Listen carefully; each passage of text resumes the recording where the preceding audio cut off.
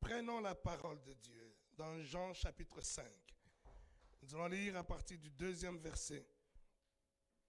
Nous pouvons aller jusqu'au 9e verset. Jean chapitre 5. Jean 5, verset 2. Or, à Jérusalem, près de la porte des brebis, il y a une piscine qui s'appelle en hébreu Bethesda, et qui a 5 portiques. Sous ces portiques étaient couchés en grand nombre des malades, des aveugles, des boiteux, des paralytiques, qui attendaient le mouvement de l'eau. Car un ange descendait de temps en temps dans la piscine et agitait l'eau. Et celui qui y descendait le premier, après que l'eau avait été agitée, était guéri, quelle que fût sa maladie. Là se trouvait un homme malade depuis 38 ans. Jésus, l'ayant vu coucher, et sachant qu'il était malade depuis longtemps, lui dit, « Veux-tu être guéri ?» Le malade lui répondit, « Seigneur, je n'ai personne pour me jeter dans la piscine quand l'eau est agitée. Et, pendant que j'y vais, un autre descend avant moi. Lève-toi, lui dit Jésus, prends ton lit et marche. » Aussitôt, cet homme fut guéri. Il prit son lit et marcha. C'était un jour de sabbat. Est-ce qu'on peut acclamer la parole du Seigneur?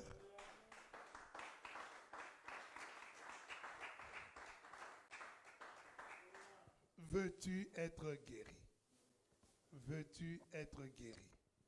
La question que le Seigneur est en train de poser, une question qui est bizarre, une question qui peut paraître soit une moquerie, comme une moquerie, qui peut paraître même comme une ironie. Veux-tu être guéri? Veux-tu être guéri? J'ai voulu intituler le message d'aujourd'hui, « Que veux-tu être ?» Que veux-tu être? On va l'introduire ce message. Je crois que on ne va pas le finir aujourd'hui, on le finira le dimanche prochain. Mais on va l'introduire parce que, vous savez, j'étais parti dans mon message central et dans « Veux-tu être guéri ?» Mais quand j'ai commencé à plonger mon regard sur le passage, je suis rentré dans toute l'exploration de ce message, de cette histoire. Vous savez, l'histoire, c'est l'histoire tout simplement que vous connaissez d'une piscine qui était à Jérusalem, cette piscine qui s'appelait la piscine de Bethesda, piscine ou réservoir, c'est comme ça qu'on appelait, qui était à Jérusalem. Cette piscine dit qu'elle était c'est situé vers la porte, parce que Jérusalem, comme Paris, on peut dire aujourd'hui, on est à porte d'Aubervilliers, porte de la Villette, et à porte de la Chapelle, il y a plusieurs portes qui accèdent à Paris. Et là, Jérusalem aussi avait plusieurs portes qui accédaient à Jérusalem. Il y avait des portes du nord, des portes du sud, de l'est, de l'ouest. Et il y a vers la porte des brebis, une porte qu'on appelait la porte des brebis. C'est vers cette porte-là que s'est situé un réservoir ou une piscine ou une fontaine. C'est une source d'eau qui jaillissait. Et cette source d'eau jaillissante, on en a fait une fontaine. Et cette fontaine alimentait un bassin, alimentait une piscine. Et dans cette piscine-là, c'est cette piscine qui a été baptisée, qui a été appelée, qui a été surnommée Bethesda. La piscine de Bethesda.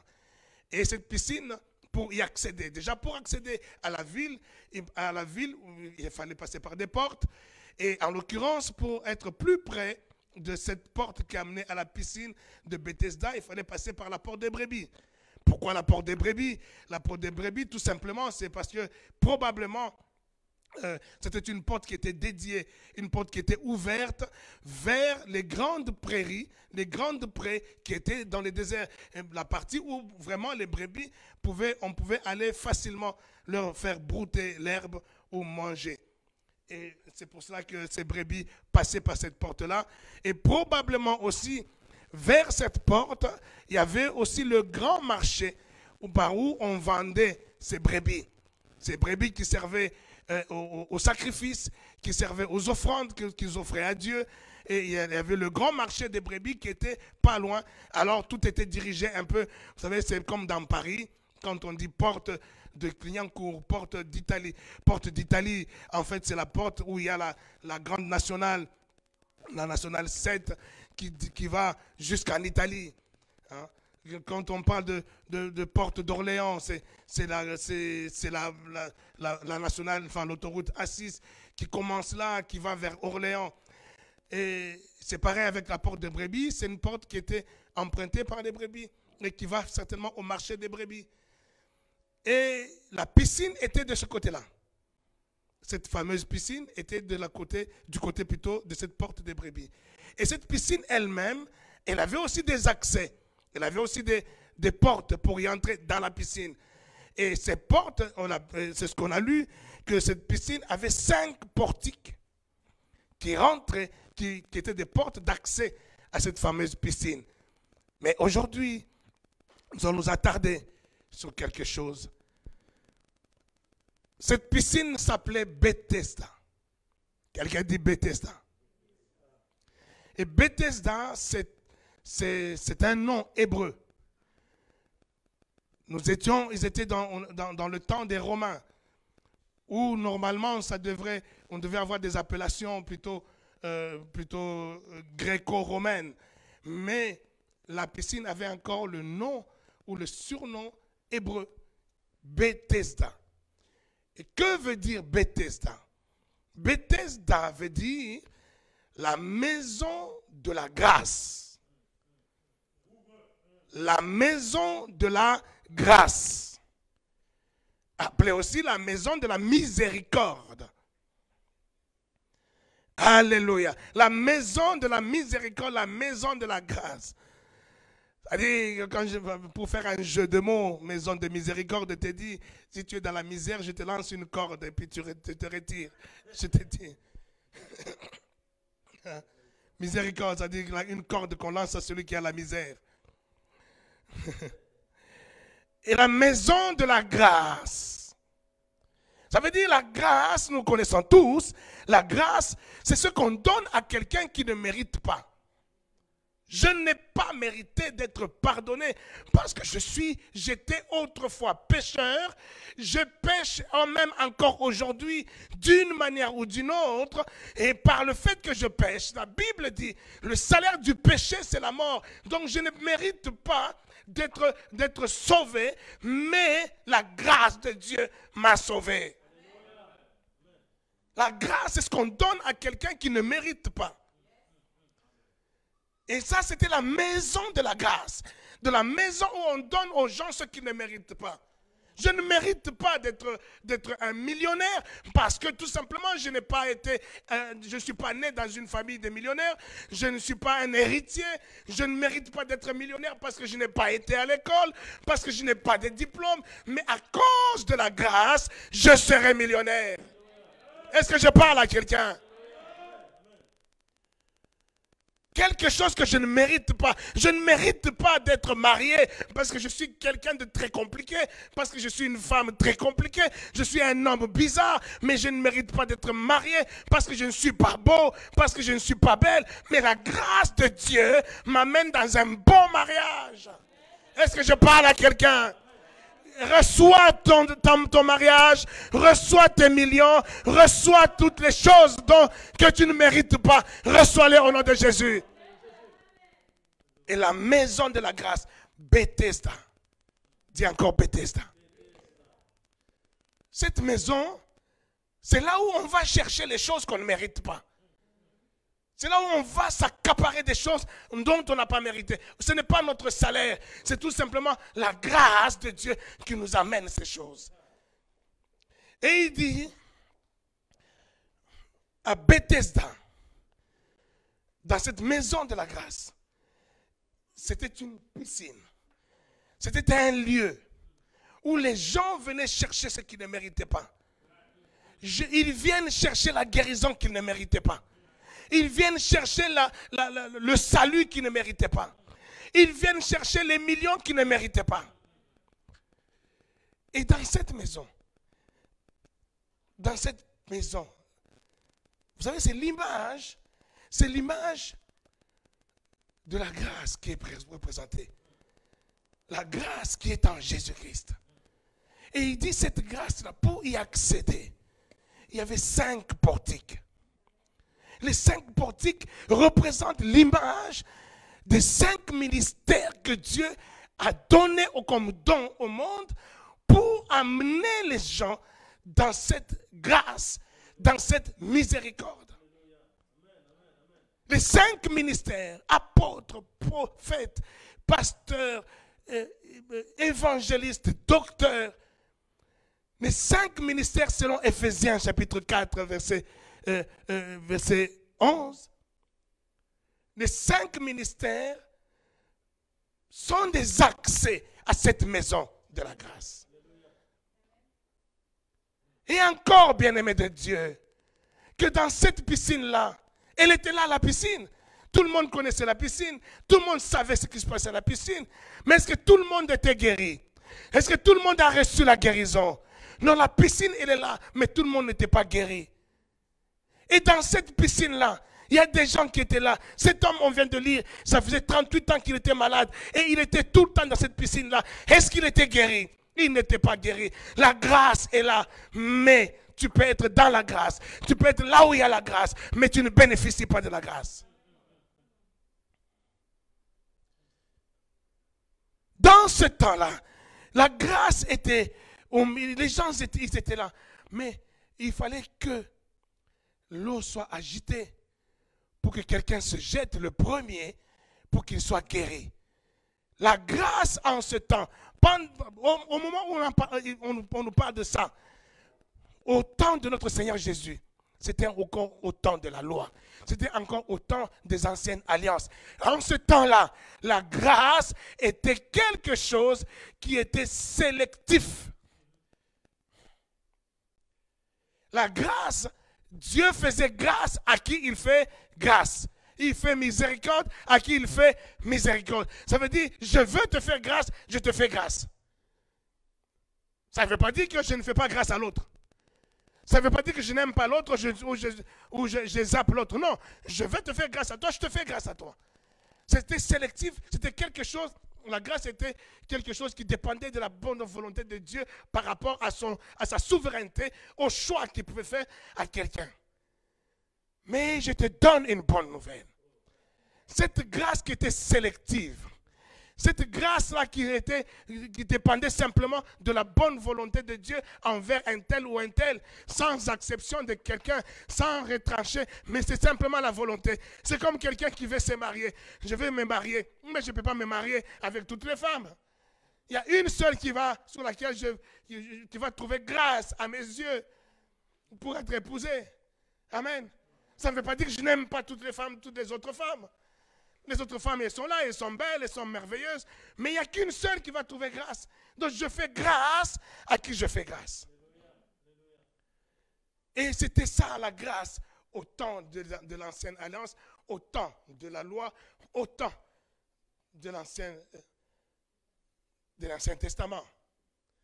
Elle était sélective. Mais Jean est en train de nous apporter une bonne nouvelle.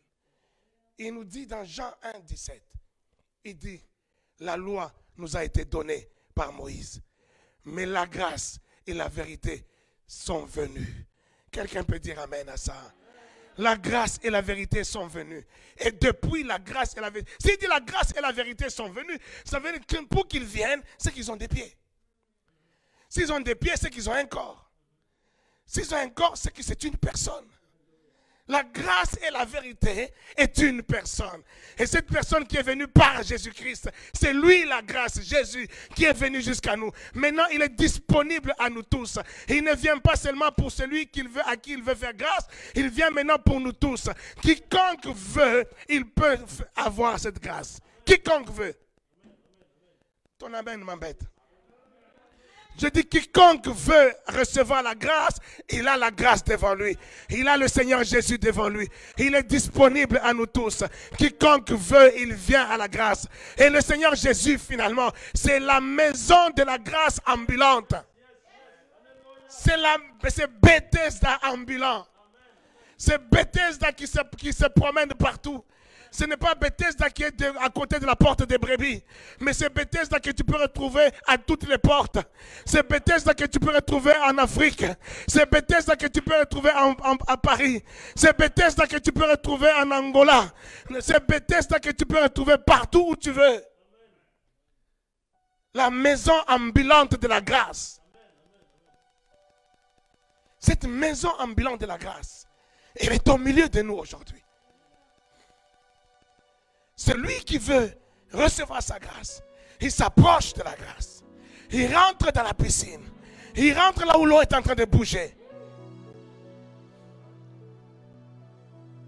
La personne de Jésus, c'est la personne de la grâce disponible. C'est la personne du pardon disponible. C'est la personne de la miséricorde disponible. Disponible à quiconque veut.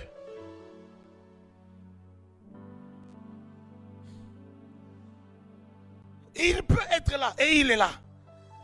Si toi tu ne saisis pas, si toi tu ne réalises pas, cette femme-là, elle a dit, je viens de voir la maison de la grâce est en train de passer. Je viens de voir Bethesda en train de se promener dans ma ville. Oh mon Dieu, comment je peux laisser passer Bethesda qui est en train de passer dans ma ville, alors que moi, ça fait 12 ans que j'ai la perte de sang. Comment je peux laisser Bethesda? Mais pendant qu'elle dit ça, tout autour de Bethesda, il y a beaucoup de gens qui se bousculent, beaucoup de gens qui touchent, beaucoup de gens qui veulent rentrer dans l'eau. Ils sont là, mais il n'y a rien qui se passe. Mais elle dit, je ne laisserai pas Bethesda passer. J'irai vers Bethesda, je me jetterai dans l'eau et je recevrai ma guérison.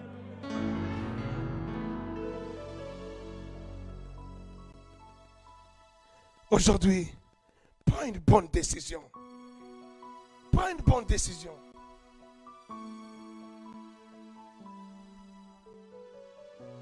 Cet apôtre, j'aime bien l'apôtre Paul. L'apôtre Paul, il croyait. Pour lui, il était en train de servir Dieu. Pour lui, il était amoureux de Dieu. Pour lui, il craignait Dieu. Pour lui, Dieu, c'est toute sa vie. Et il faisait tout. Et dans tout ce qu'il faisait pour Dieu, l'apôtre Paul persécutait les chrétiens. Parce que pour lui, c'était ça la vérité. Pour lui, il était en train de servir Dieu comme ça, en persécutant les chrétiens. Jusqu'à ce qu'il a rencontré Bethesda. Jusqu'à ce qu'il a croisé Bethesda. Alléluia. Mon Dieu. Reviens sur le texte. Je vais doucement parce que je risque de démarrer là. Après, je rentre dans le message. C'est tellement grand. On va aller doucement. On va aller doucement. Étape par étape. Commence par. Jean 5, 2. Or, à Jérusalem, près de la porte des brebis, il y a une piscine qui s'appelle en hébreu Bethesda et qui a 5 portiques. Sous ces portiques étaient couchés en grand nombre de malades. Je disais que Bethesda, c'était cette piscine-là. C'était où il y avait l'eau. Cette eau-là, quand ça s'agitait, l'ange agitait, tout le monde, celui qui se jetait, le premier, il était guéri. Et selon l'histoire de cette piscine, quand le temple de Jérusalem avait été détruit, au moment où le temple avait été détruit, c'est-à-dire ce temple, quand le Seigneur a été devant le temple, il a dit, détruisez ce temple, je le bâtirai en 3 jours. On lui a créé des problèmes. Mais ce temple était réellement détruit par les Romains. Après que le Seigneur soit déjà enlevé. Quelques années après, des années après, le temple avait été détruit. Et c'est au moment où le temple a été détruit que la source qui jaillissait en Bethesda s'est arrêtée. Et Bethesda s'est tarie. Il n'y a plus eu de l'eau à Bethesda. Donc la piscine de Bethesda là n'avait plus de place, n'avait plus d'importance, il n'y avait plus d'eau. Et bizarrement, c'est quand le temple a été détruit. Bien-aimé de Dieu, le temple de Dieu Si on essaie de comprendre, on essaie historiquement ce qui s'est passé, on comprend que le temple de Dieu était la source qui alimentait Bethesda. Spirituellement, le temple maintenait ce qui se passait en Bethesda.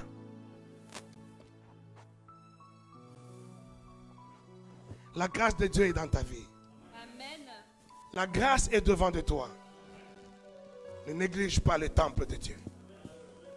Ne néglige pas le temple de Dieu. Beaucoup de chrétiens aujourd'hui ne vivent pas la grâce parce que tout simplement, ils n'ont pas l'importance dans leur esprit de venir à Éden, de venir à Béas, d'aller au jubilé, d'aller à la cité des aigles, d'aller dans un temple où les hommes et les femmes se réunissent autour du nom de Jésus. Quelqu'un dit Amen.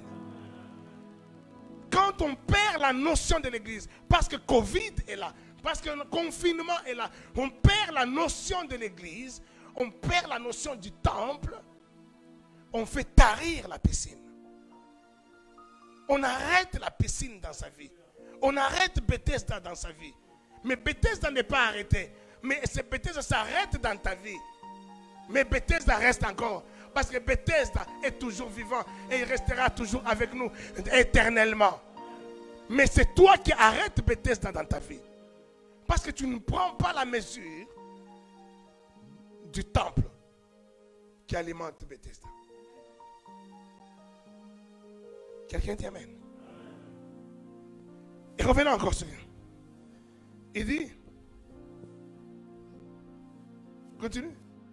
Sous ces portiques étaient couchés en grand nombre des malades, des aveugles, des boiteux, des paralytiques qui attendaient le mouvement de l'eau. Car un ange descendait de temps en temps dans la piscine et agitait l'eau. Et celui qui y descendait le premier après que l'eau avait été agitée était guéri, quelle que fût sa maladie. Je disais que quand on s'approche du temple de Dieu, quand on a l'importance du temple de Dieu, ce n'est pas forcément l'importance des 4 murs. C'est l'importance que Dieu a placée dans ma vie. Une maison, une bergerie. La bergerie, ce n'est pas 4 murs seulement. La bergerie, c'est une famille. Le chebet. Le chebet, comme le psalmiste le dit dans le psaume 23, il dit la houlette et le bâton. Donc le chebet et le mishena. Le chebet, c'est la tribu. La bergerie, la houlette et le bâton me rassurent.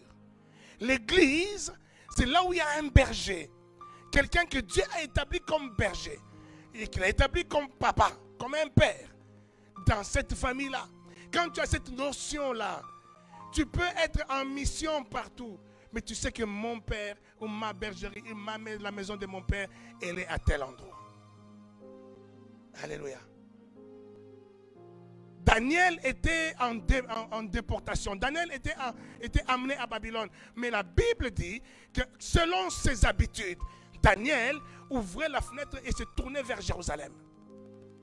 Et c'est là qu'il s'agenouillait et il priait. Parce que son esprit était tourné vers... Il était loin à Babylone, mais son esprit était toujours à Jérusalem. C'est comme ça qu'il priait toujours en direction de Jérusalem. Tu peux être infirmière, tu peux être restaurateur, tu peux être, je ne sais pas, dans quel métier qui t'empêcherait peut-être même d'être dimanche au culte. Ce n'est pas ça le problème. Le problème, c'est est-ce que ton esprit est à Bethesda? Est-ce que ton esprit est dans le chevet, dans la tribu? Est-ce que ton esprit est là? Quand tu comprends cette notion du chevet comme étant la tribu, l'église comme étant la tribu, ce qui te rassure, comme dit David dans le psaume 23, il dit, ça me rassure. Ta houlette et ton bâton, ça me rassure. Parce que c'est là qu'il y a ma bénédiction. C'est là que je dois aller puiser ma force. C'est là que je vais aller puiser ma guérison. Que tu changes de mentalité. Que tu changes de manière de voir les choses. C'est ça qu'on appelle la repentance.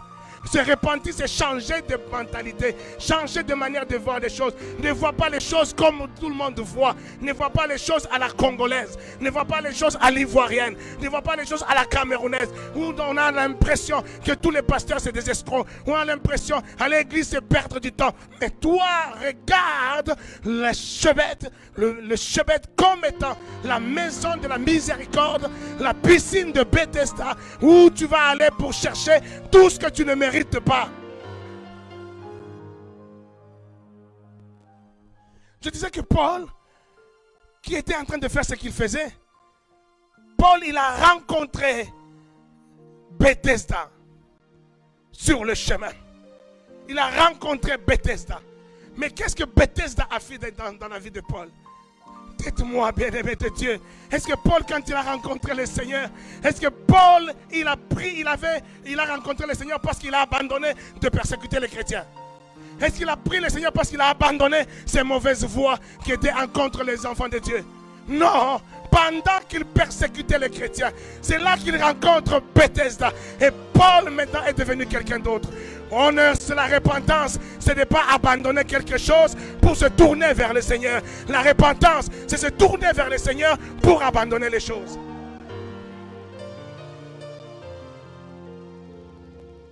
Qu'on ne te dise pas, répands-toi. Répands-toi, arrête ceci. Répands-toi, arrête cela. La repentance, c'est se tourner vers Christ. Et c'est quand tu te tournes vers Christ, automatiquement que tu abandonnes les choses. Ce n'est pas l'inverse. Paul a rencontré Bethesda ambulant. Et écoutez ce Bethesda ambulant. Quand il rencontre Paul, qu'est-ce qu'il fait de Paul? Il le rend aveugle. Il le rend aveugle. On a vu la dernière fois qu'il y a des aveuglements qui nous sont rendus par Dieu lui-même. Non, des aveuglements qui ne sont pas rendus par les sorciers de ta famille. Aveuglements rendus par Dieu lui-même. Mon Dieu, mais pourquoi Dieu la rend cet aveuglement-là? Pourquoi Dieu peut rendre quelqu'un aveugle? Est-ce que Dieu est méchant?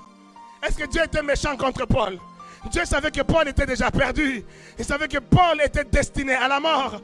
Paul était destiné à l'enfer. Mais Dieu est venu le rencontrer. Bethesda est venu le rencontrer pour qu'il quitte l'enfer et qu'il aille maintenant dans la vie éternelle. Et quand il vient le voir, il le rend aveugle pour que Paul puisse maintenant avoir l'humilité d'aller chercher un Bethesda ambulant. Ce Bethesda qui est venu à Paul, c'est le Bethesda de l'esprit. Le Seigneur Jésus lui est apparu dans une vision. Ça, c'est une vision. Ce n'est pas une réalité. Ce n'est pas en chair et en os. C'est la vision de Bethesda. Et quand Paul a vu la vision de Bethesda, maintenant la vision de Bethesda qui est Dieu le rend aveugle pour qu'il puisse maintenant avoir l'humilité d'aller chercher un véritable Bethesda ambulant. Il devait aller maintenant chercher Ananias. C'est lui qui devait prier pour lui pour qu'il recouvre la vue. Dieu a rendu des gens pauvres. Pauvres. Pas parce que Dieu est méchant. Parce que Dieu a besoin de ton humilité. Il a besoin que tu te rendes compte qu'il a établi des Bethesda dans ta vie. Qu'il a établi des Bethesda ambulants. Quand tu vas aller vers ce Bethesda, tu vas recouvrir toute ta richesse. Est-ce que je parle à quelqu'un? Est-ce que je parle à quelqu'un?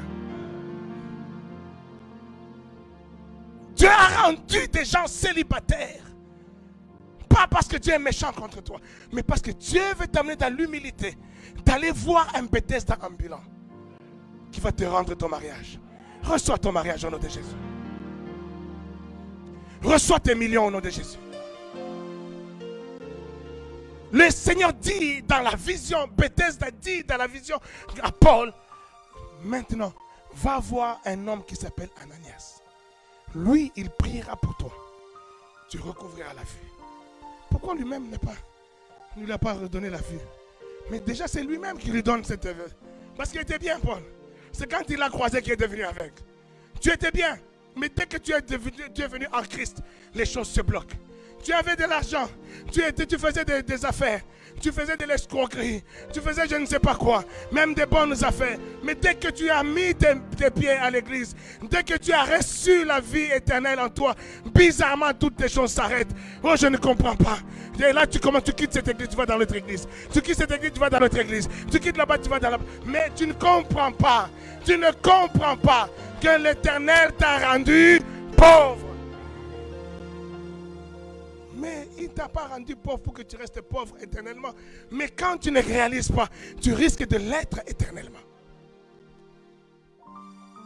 Quand tu ne comprends pas cette humilité auquel il t'appelle, tu risques de rester pauvre éternellement. C'est-à-dire Paul, si Paul, il était dans sa vie de Paul, lui qui se sentait supérieur, lui qui savait que je suis Paul, moi j'ai fait des études, moi j'ai fait l'école de Gamaliel, moi j'ai étudié la Torah, moi je suis docteur de la Torah, moi je suis destiné à être un grand rabbin. Mais ce Paul-là, il pouvait se dire non, c'est qui Ananias, mais ce pauvre gars-là, ce pauvre chrétien Ananias, qu'est-ce que je vais foutre chez lui? Qu'est-ce que je vais aller foutre chez lui, ce pauvre-là? Non. Seigneur. Il pouvait rester Paul des années en jeûne, en prière, élevant des mains, donnant des offrandes pour qu'il puisse recouvrir la vue. Et il n'allait pas recouvrir la vue. Parce que le recouvrement de la vue de Paul était entre les mains de Ananias. Bethesda ambulant. Beaucoup de chrétiens aujourd'hui ne voient pas la main de Dieu dans leur vie. Ils ne voient pas la gloire de Dieu dans leur vie. Ils ne voient pas la bénédiction de Dieu dans leur vie. Parce qu'ils minimisent le Bethesda ambulant que Dieu a placé devant eux. Les 5 portiques que Dieu a placés devant eux. Ils ne veulent pas rentrer par les 5 portiques.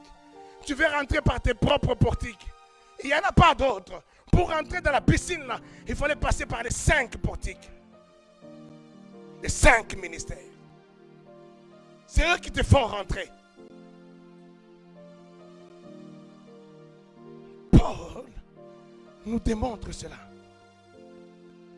Je prie Dieu que dans tous les domaines dans lesquels tu as été aveuglé par Dieu,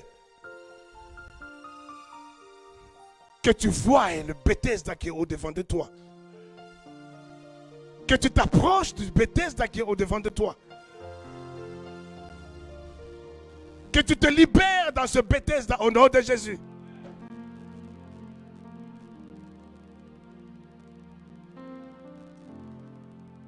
Bien aimé, la reconnaissance de ce Bethesda, je vous dis, le jour où moi je me suis approché, c'est un témoignage que je redonne tout le temps, je me suis approché du pasteur Jean Bosco Kindomba. Je lui ai donné mon offrande, j'ai dit, Père, aujourd'hui, c'est la première fois que je te vois, c'est la première fois que je t'entends, et j'entends ce que tu es, qui sort de ta bouche, je le sens au plus profond de moi. Je m'agis, je dis, prie pour moi, je veux avoir la chose que tu as, prie pour moi. Depuis ce jour-là, ma manière de prêcher a changé. Quand je dis ma manière de prêcher, ça veut dire même ma manière de comprendre la parole de Dieu.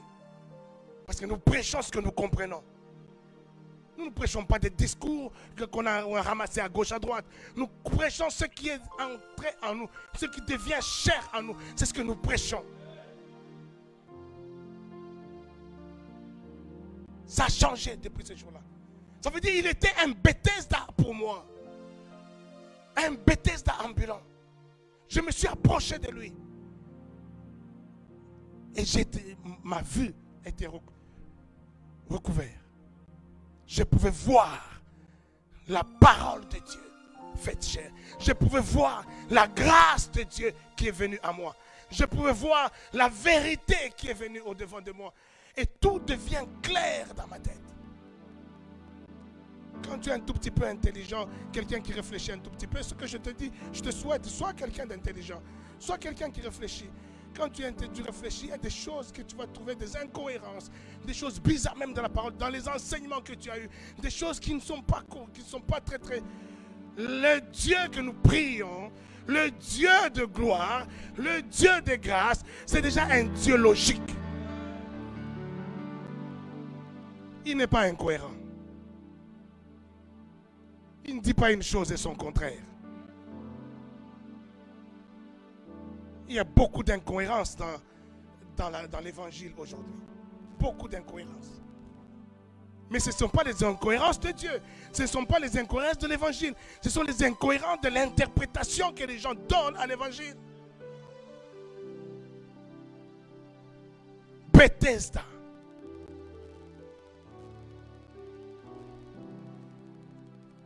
La Bible dit, dans le temps de l'Ancien Testament déjà, il y avait déjà des Bethesda ambulants. Vous vous souvenez de cette femme qui était veuve à Sarepta? Dieu vient le voir, vient voir cette femme. Dans 1 roi combien?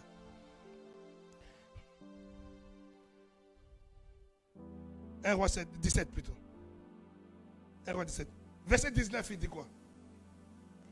Il lui répondit, donne-moi ton fils. Non, 1 roi 17, verset 9. Lève-toi, va à Sarepta, qui appartient à Sidon, et demeure là. Voici, j'y ai ordonné à une femme veuve de te nourrir. C'est-à-dire, Dieu dit à un homme de Dieu, Dieu dit au Bethesda ambulant, lève-toi, lève-toi Bethesda, lève-toi piscine, marche, va chez une femme qui est veuve. Cette femme-là, je l'ai vue, j'ai vu son besoin, j'ai vu sa détresse, j'ai vu son cœur. Bethesda, lève-toi, va. Au lieu que la piscine, elle vienne à la piscine, piscine va vers elle.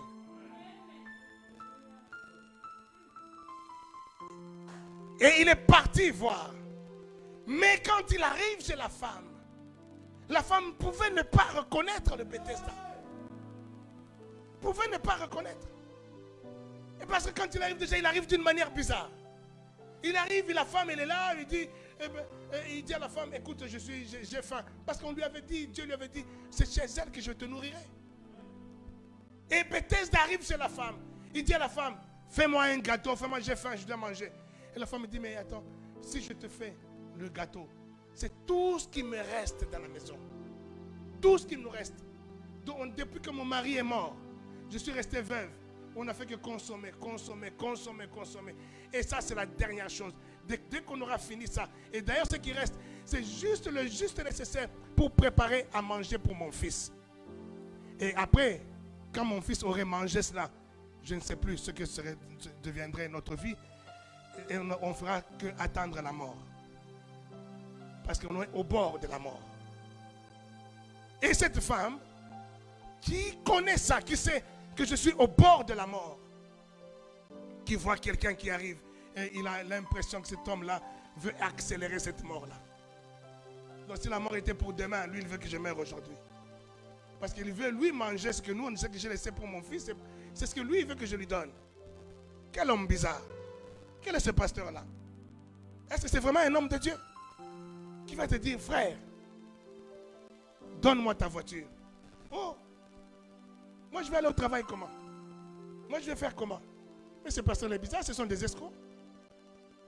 Il veut que tout ça soit lui. Oh, frère, donne ta dîme. Amène ta dîme. Oh, comment je vais amener ma dîme? Mais les pasteurs là, ils sont des voleurs. C'est pour ça qu'ils ne veulent pas travailler. Parce qu'ils vivent que de ça là. Et moi, si je sors ma dîme là, de mon 1000 euros que j'ai reçu, je sors 100 euros, il me reste 900. Alors que déjà mon loyer c'est 900. Finalement, je vais faire comment? Un homme qui est le premier milliardaire en dollars au monde. Le tout premier milliardaire en dollars. Vous savez comment il s'appelle? John D. Rockefeller. C'est le premier milliardaire en dollars. Cet homme est né d'une famille pauvre. Très pauvre. Et mais depuis tout petit, sa mère lui a appris que tu es un fils de l'alliance. De l'alliance de Dieu. Et dans cette alliance, il y a quelque chose de très important. C'est que faut que tu donnes toujours ta dîme. John D. Rockefeller, le premier milliardaire au monde en dollars. Ça veut dire que sa maman a commencé à l'exercer. Si par exemple il donne $10. Bon, $10, c'était beaucoup pour lui. C'était même impossible, ça n'arrivait même pas. $1. $1 pour manger à l'école pendant le midi. Je te donne $1. Sa maman lui disait, tu sais, le $1 que je te donne, enlève 10 cents, va donner ta dîme. Et sa maman lui apprenait ça. Et il a grandi avec ça. Quand il a commencé à gagner $10 dans la vie, il savait systématiquement que $1 va dans ma dîme. Quand il arrive à gagner $100, il savait $10 va. Il est monté à $1000, il sait que $100 va. Il est monté à 10 000. Il est devenu le premier milliardaire en dollars au monde.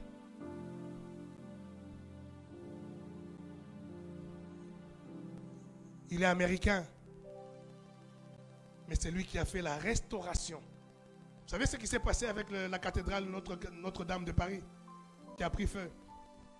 À l'époque, il y a des années, ça s'est passé avec la cathédrale de Reims, qui avait été détruite. Et Rockefeller, il avait donné plus de 50 millions de dollars pour la restauration de cette cathédrale. Un don qu'il donne à Dieu. En son temps, il a donné plus de 100, un jour, il a donné plus de 150 millions de dollars à l'église, à son église. 150 millions de dollars. Même le gouvernement le convoque. Il dit, on a appris, tu as donné 150 millions de dollars à l'église, mais tu ne sais pas, cet argent-là, on peut investir énormément. Il y a des investissements, le pays a besoin, la ville a besoin, mais pourquoi tu vas donner ça à l'église?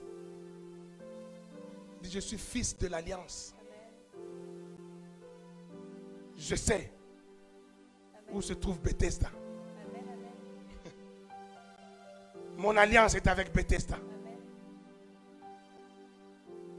Bien-aimé de Dieu, cette femme-là, quand elle a vu l'homme de Dieu venir, elle a vu Bethesda venir, et elle pouvait se dire, non, lui là c'est un escroc, je vais pas lui donner à manger. Mais il a fallu qu'elle comprenne que je suis en face de la source. Je suis en face de Bethesda, là où l'eau jaillit, là où la vie jaillit. Il paraît un homme bizarre, il paraît un homme simple, mais en lui jaillit les sources d'eau vivante. C'est comme ça qu'elle a pris le gâteau et l'a donné à l'homme de Dieu. Et l'homme de Dieu a mangé. Et depuis ce jour-là, la Bible dit, dans la maison de cette femme, il n'y a plus manqué de rien. Je déclare qu'il ne manquera de rien dans ta vie si tu regardes à Bethesda. Il ne manquera plus rien dans ta maison. Il ne manquera plus rien dans ton business. Il ne manquera plus rien dans tes finances. Si tu te tournes vers la maison de la grâce. Si tu ne regardes pas tes efforts, tu regardes la grâce qui est devant toi. Jésus-Christ est dans la maison de la grâce. Et vous savez, c'est pourquoi je disais que cet homme-là, l'homme de Dieu là, c'était un Bethesda ambulant. Regardez ce que l'apôtre Pierre dit. L'apôtre Pierre dit dans 1 Pierre chapitre 1er.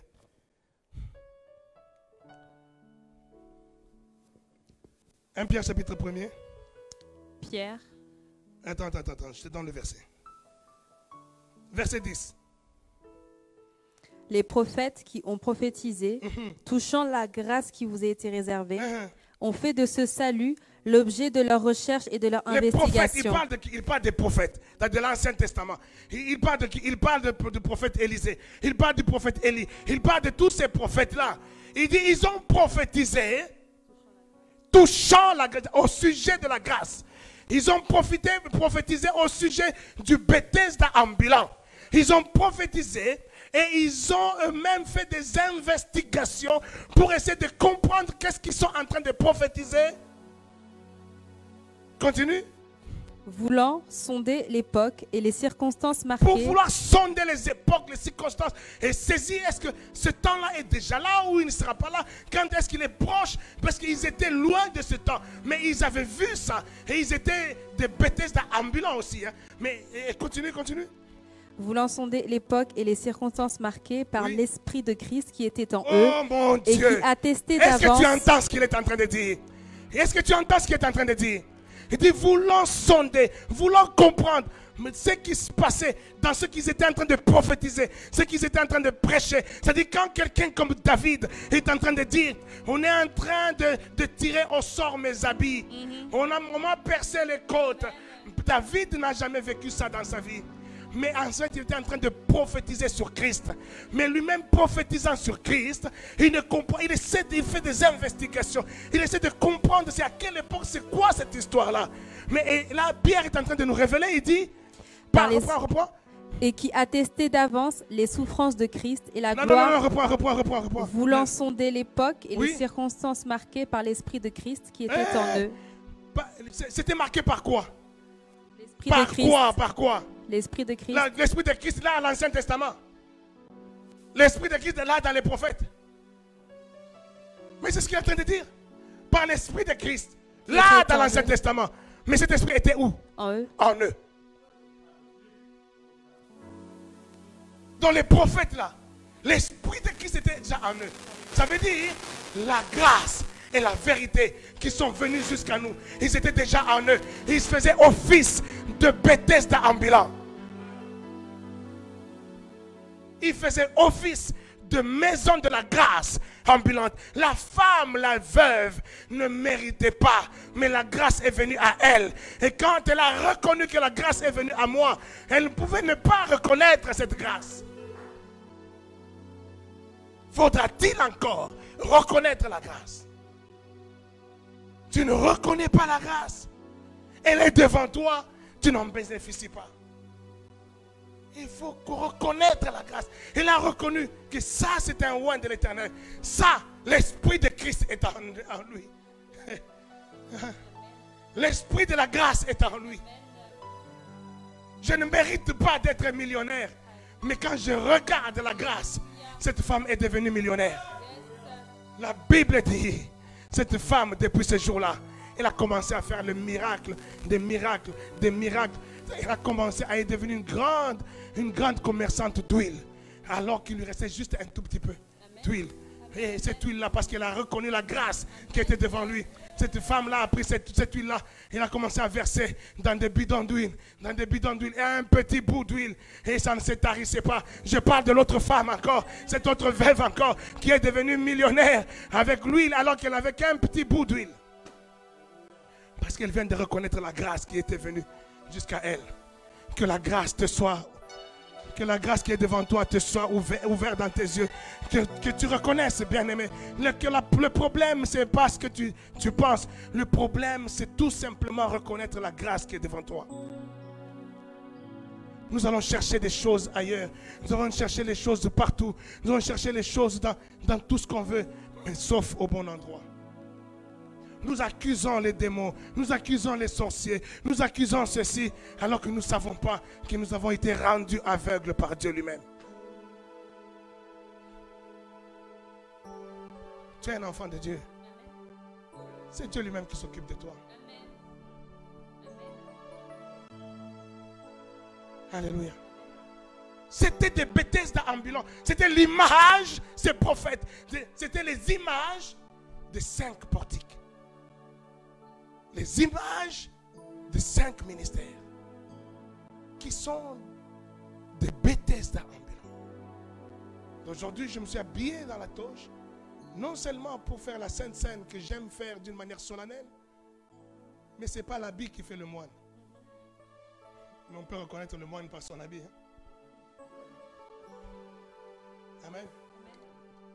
C'est pour que tu reconnaisses le moine, pour que tu reconnaisses le sacrificateur, quand il te donnera la Sainte Seine aujourd'hui.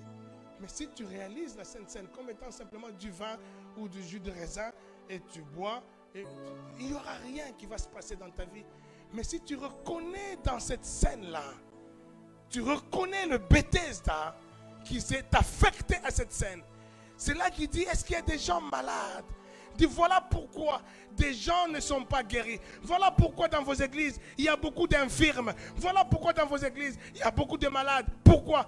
Parce qu'ils ne discernent pas ce qui est devant eux comme étant le sang, comme étant le corps qui leur donne la guérison, qui leur donne la liberté, qui leur donne le pardon, la miséricorde, la grâce. Parce qu'ils ne reconnaissent pas.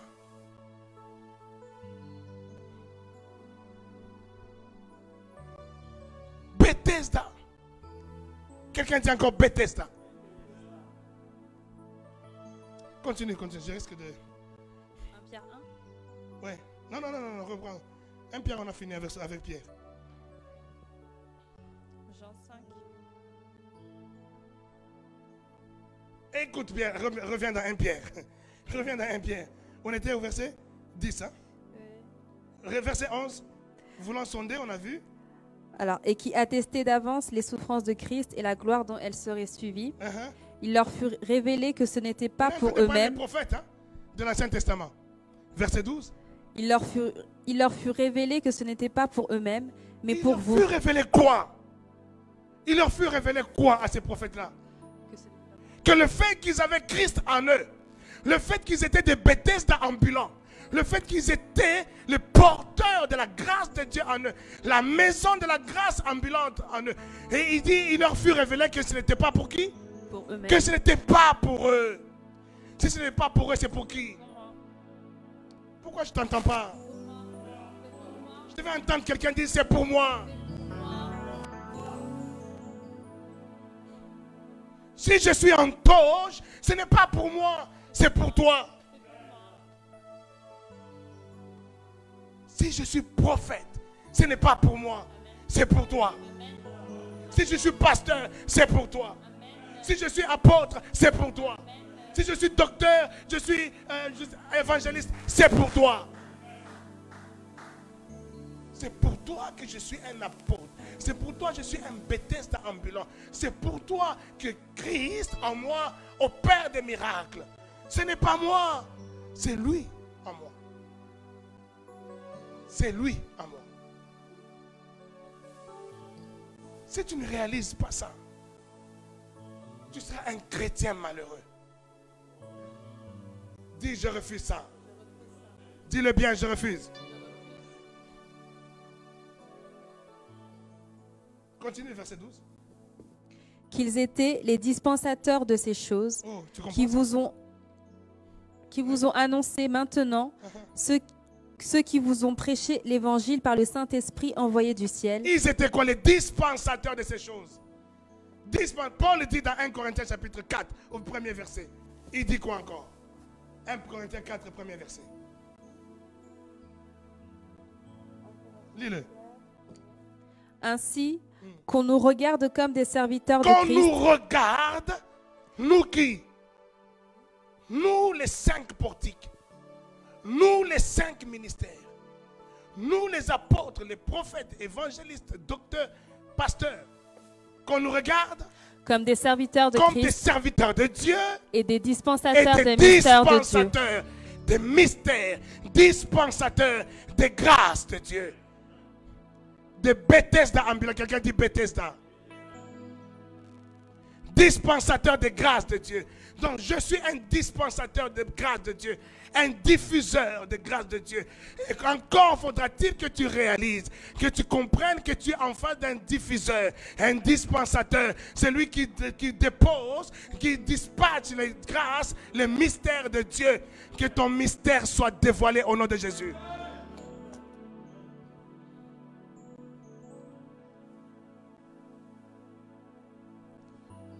Veux-tu être guéri? Veux-tu être... Ça, c'est ce qu'on verra le dimanche prochain. Hein? Là, je disais, c'était l'introduction. Le dimanche prochain, on va atteindre ça, ce veux-tu être guéri. Attends encore avant qu'on arrête aujourd'hui. Reviens maintenant sur notre passage. Alors, 1 Pierre 10. Mais pour vous, qu'ils étaient les dispensateurs de ces choses qui vous ont annoncé. Non. Reviens sur notre passage de base. Sur Jean 5. Jean 5, verset 5. Non, on est encore au verset 3. On était encore au verset 2. Verset 3 maintenant. Sous ces portiques étaient couchés en grand nombre des malades, des aveugles, des boiteux, des paralytiques qui attendaient le mouvement de l'eau. Sous ces portiques, sous ces 5 portiques, sous ces 5 portiques qui sont représentants de la grâce ambulante, de la maison de la grâce, du Bethesda ambulant, sous ces 5 portiques qui représentent les 5 ministères, qu'est-ce qu'il y avait dessus? Qu'est-ce qu'il y avait dans ces portiques? Il y avait quoi dans ces portiques?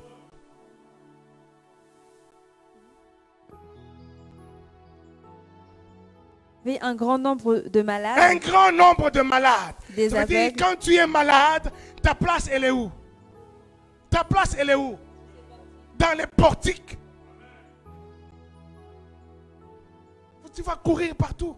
Tu vas courir à l'hôpital, c'est très bien. Tu vas courir derrière le psychologue, c'est très bien. Tu vas courir partout. Mais la place, cet homme-là, 38 ans, vous pensez que 38 ans, cet homme-là n'avait pas été dans les hôpitaux? Il n'avait pas été voir des spécialistes?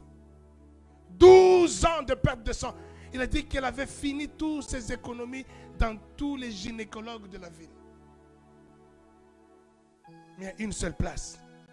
Une seule place où il fallait être. C'est dans les portiques. Les portiques de la piscine de Bethesda. C'est à l'église qu'il fallait être. C'est auprès de Dieu qu'il fallait être. Et il dit c'était quoi? Des malades. Beaucoup de gens, beaucoup de chrétiens sont malades.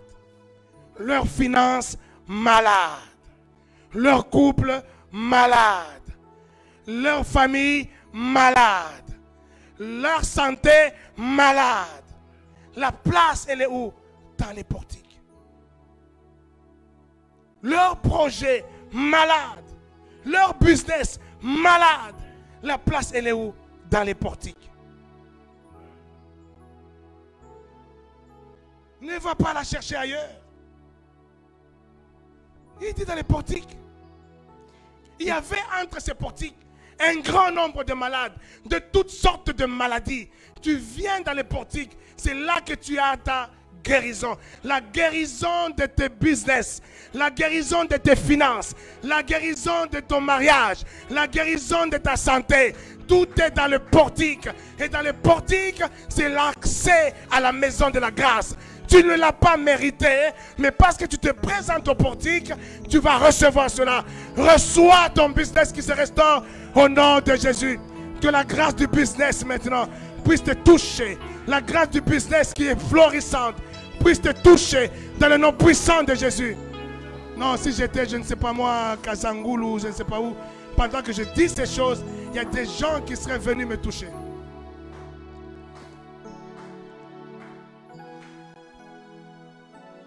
Il y a quoi encore? Des aveugles, des Des boiteux, aveugles. des boiteux. Des aveugles. On a déjà dit tout à l'heure.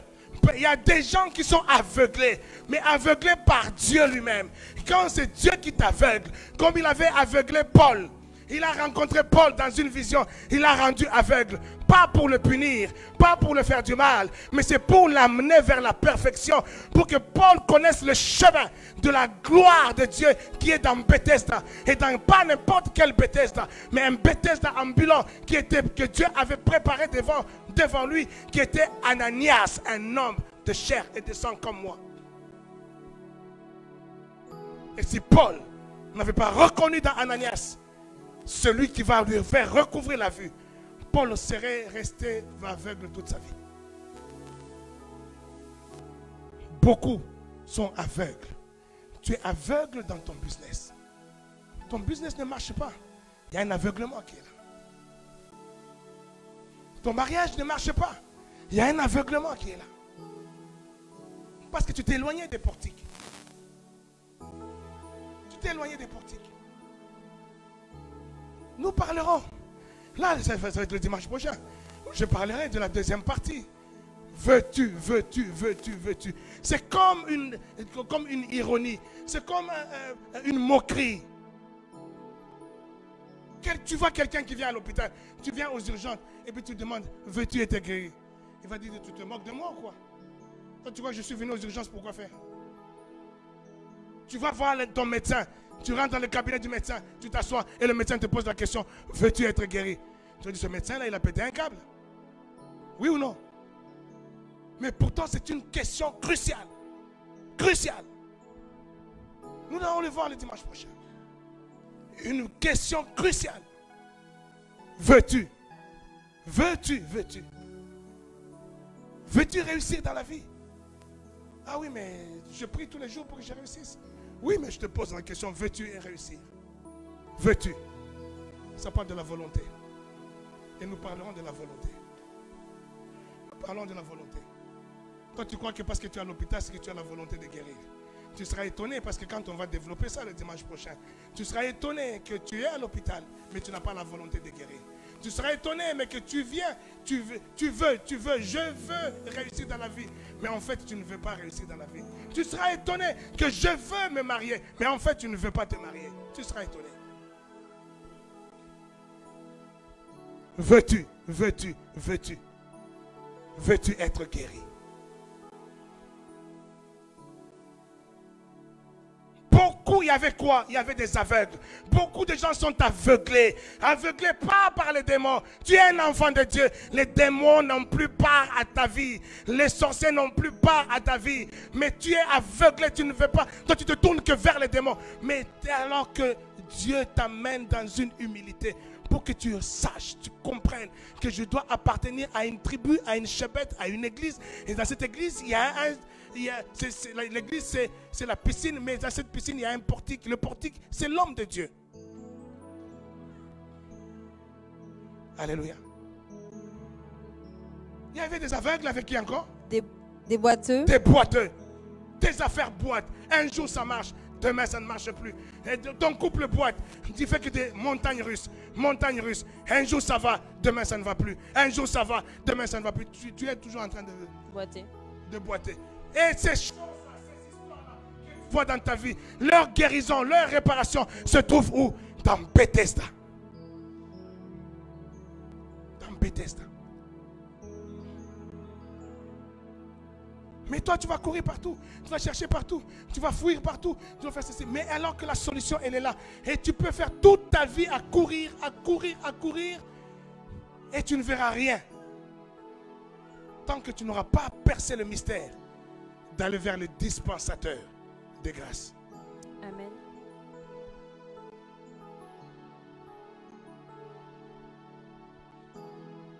Hein, ma fille Tiffany? Il y a des dispensateurs de grâce. Mais quand on n'y va pas, on peut courir partout.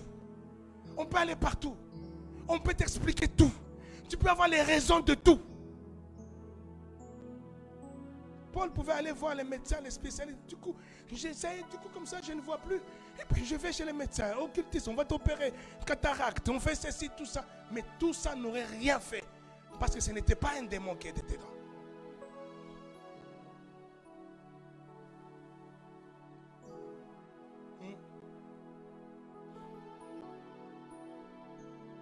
Tout ce que l'évangile nous enseigne, tout ce que nous voyons dans l'évangile, tout ce que nous voyons dans l'Ancien Testament, les choses qui se passent, oh Dieu a frappé, Dieu a fait ceci, et le sol s'est ouvert, les gens sont rentrés.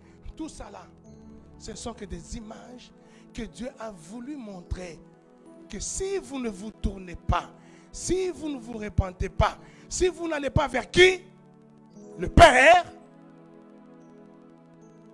votre sort est déjà scellé. C'est tout, c'est le résumé de la Bible. Le résumé de la Bible. C'est que tout ça, tout ce que vous faites là, tout ce que vous avez fait, tout ça c'est bien.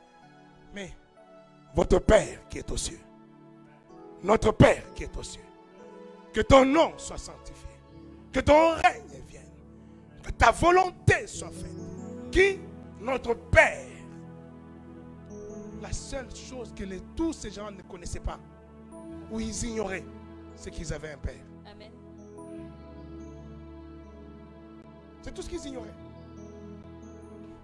Donc tout ça là, Dieu a fait pour leur faire voir les méfaits de ne pas avoir un Père, de ne pas reconnaître un Père. Vous faites des choses, vous faites des lois, la loi, vous vous battez, tout ça là, mais rien, la loi n'a sauvé personne. La loi n'a sauvé personne. Qu'est-ce qui a sauvé le monde? La reconnaissance du Père. En qui? En Jésus-Christ. Il dit à Philippe, il dit oui mais tu t'en vas maintenant, montre-nous le Père. Si toi tu t'en vas, montre-nous le Père. Il dit à Philippe, depuis le temps que tu es avec moi, tu n'as pas compris que quand tu me vois, tu vois le Père.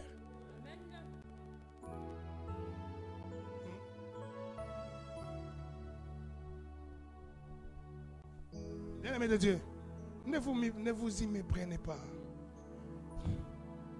Je suis père de Éden. Amen.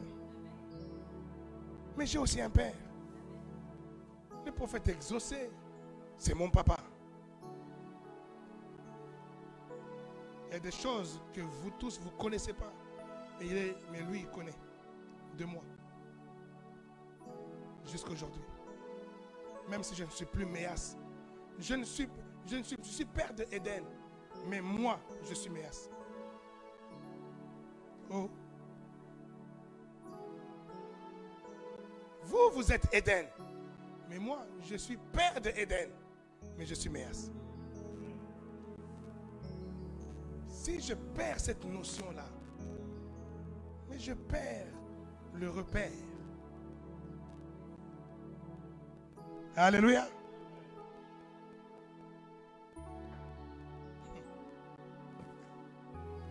Quelqu'un peut dire, veux-tu être, veux-tu être? Dis-le bien, veux-tu être, veux-tu être?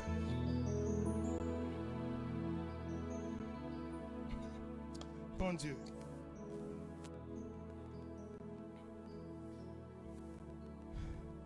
Seigneur. Il y avait quoi? Il y avait qui encore là dans les portiques? Des paralytiques. Des paralytiques. Est-ce que vous savez que beaucoup d'entre nous, vous êtes paralysés sans le savoir? Un paralytique, c'est celui qui ne peut rien faire. Hein? Un paralytique ne peut rien faire, il est paralysé. Il veut des choses, mais il ne peut pas. Parce qu'il est paralysé. Et un paralytique a besoin de quoi? Un paralytique a besoin des porteurs. Des gens qui peuvent le porter pour l'amener là où il veut aller. Parce que de lui-même, il ne peut pas. Tu sens le besoin. Et je cherche quelqu'un qui va m'aider. Je cherche des mécènes, je cherche des donateurs, je cherche ceci. Tu es paralytique. Tu es paralytique, c'est pour ça que tu as besoin de porteurs. Mais la place des paralytiques, c'était où? Dans les portiques. Dans les portiques.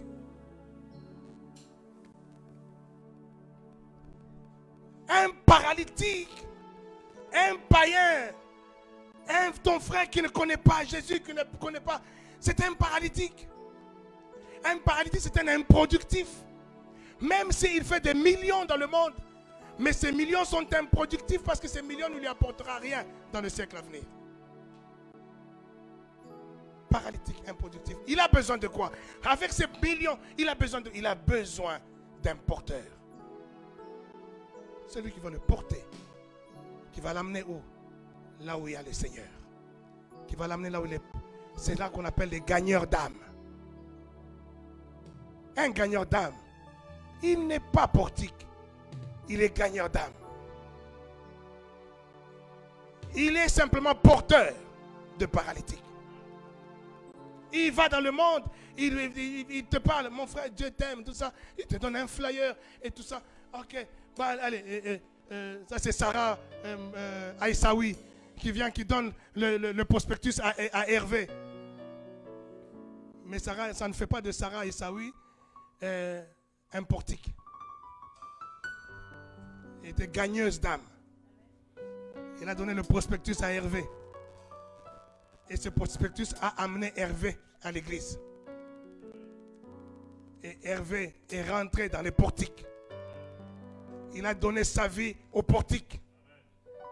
Et aujourd'hui, Hervé voit sa vie transformée. Quelqu'un dit Amen.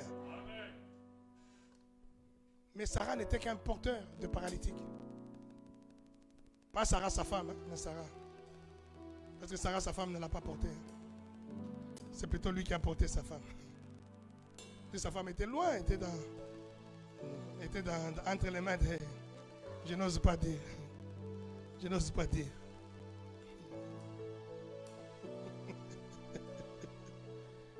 Alléluia. Les paralytiques. Vous avez des paralysies. Tes projets sont paralysés. Tu te bats, tu te balises. Mais ces choses pour lesquelles tu te bats, il n'y a rien. Ça ne console même pas. Non, même pas.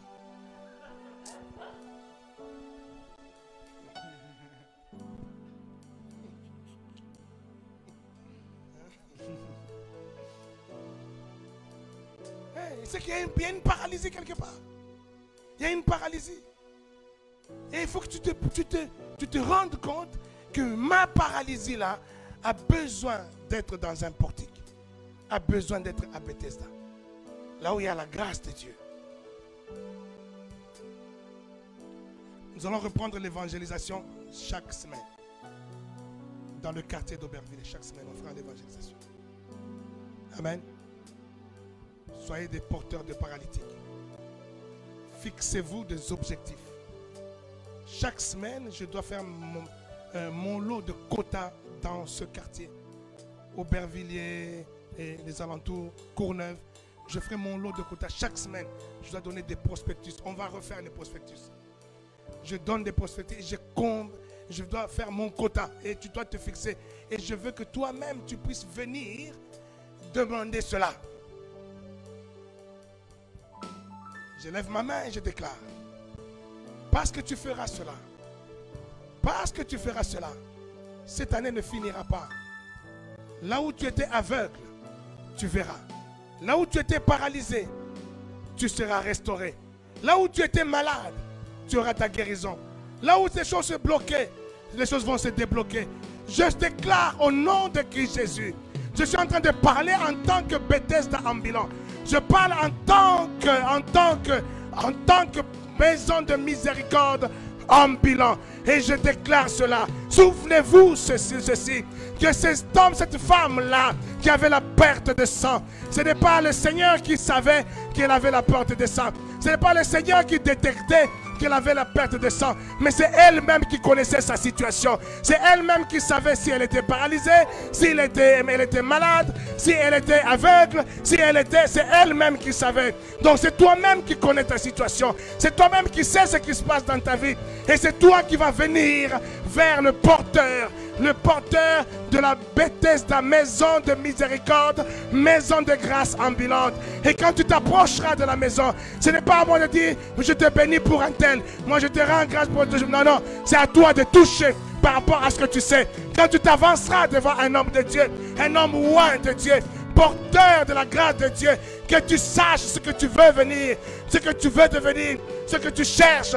Et quand tu toucheras, ça se fera. Et moi je dirai, qui m'a touché? Qui m'a touché? Qui m'a touché? Je sens une force me quitter. La force me quittera. La force rentrera dans ta vie.